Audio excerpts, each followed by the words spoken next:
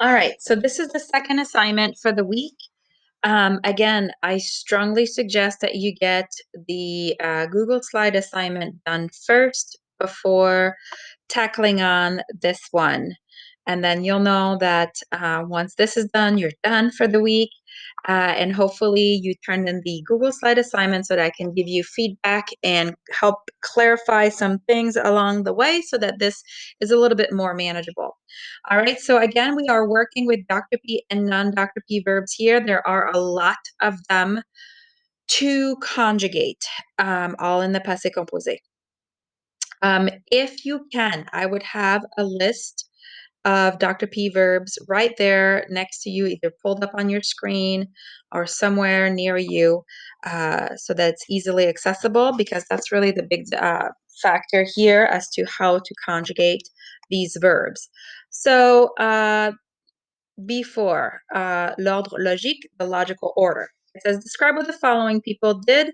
First, determine the chronological order in which the actions occurred by numbering them 1, 2, 3, etc.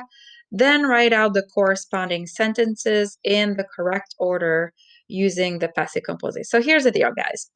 To give you an example, okay? Stéphanie a acheté une nouvelle robe. So what did she do? She bought a new dress. So they want you to take a look at these actions and number them uh, in the order that they would have logically happened, and then go ahead and conjugate each verb in the passé composé. I'm not going to worry about the order of these things. So you do not have to go ahead and number these. If you want, if you're bored and you want to challenge yourself and give it a try, go for it by all means. I mean, this is a very challenging activity, and if you're up for it, good for you. I'm not going to worry about this though. I am going to worry about what is here. Now, again, that being said, if you do have your workbook with you, you can go ahead and do it directly in the workbook. I find that sometimes students say that they don't have enough room on this little line that are given to them. So if that's the case and you would rather do it on a piece of filler paper, that's fine. Just make sure you do like separated by A, B, C, D, E. So you notice here how, like, okay, she bought a dress. Okay, so first she went to a boutique, then she picked a red dress, and she paid, and then she left with her package. All right, so that's how they numbered this. The part I want you to focus on is the concept of knowing how to conjugate each one of those verbs.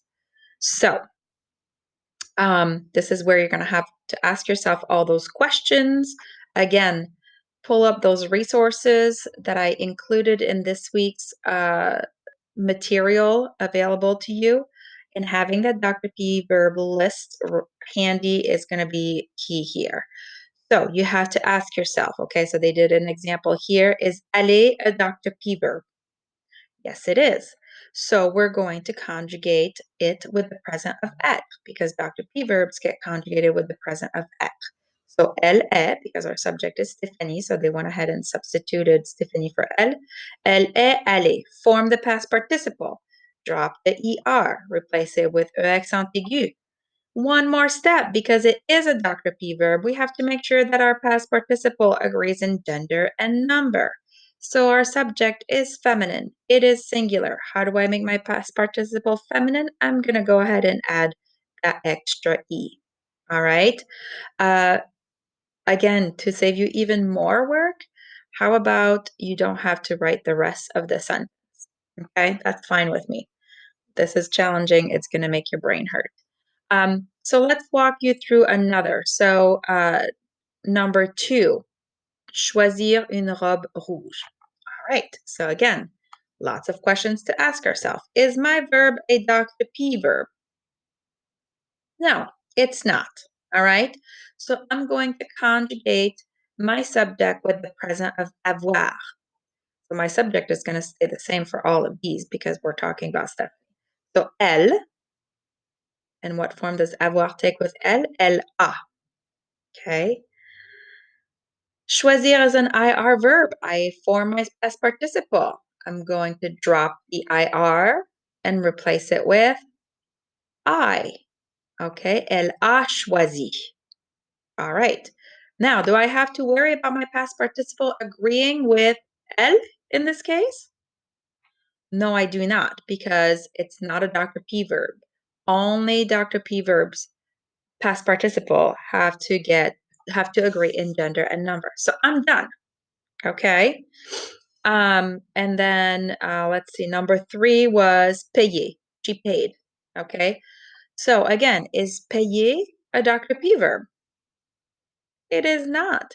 So I'm going to conjugate with the present of avoir or the present of être. The present of avoir, because Dr. P verbs are the ones that get conjugated with the present of être. So again, it would be elle a payé.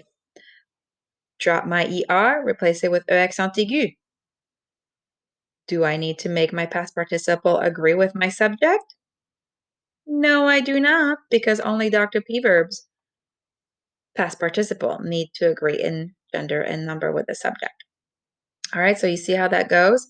So for every one of those, you can just either, you don't have to put them in order. You can put them, the conjugation right next to the actual verb, okay? Um, Let me know if you have any questions. Ask yourself those questions. And for this part here, I know I walked you through a couple more examples, but I would like for you to write them down. And again, if you have any questions whatsoever, call, text, or email.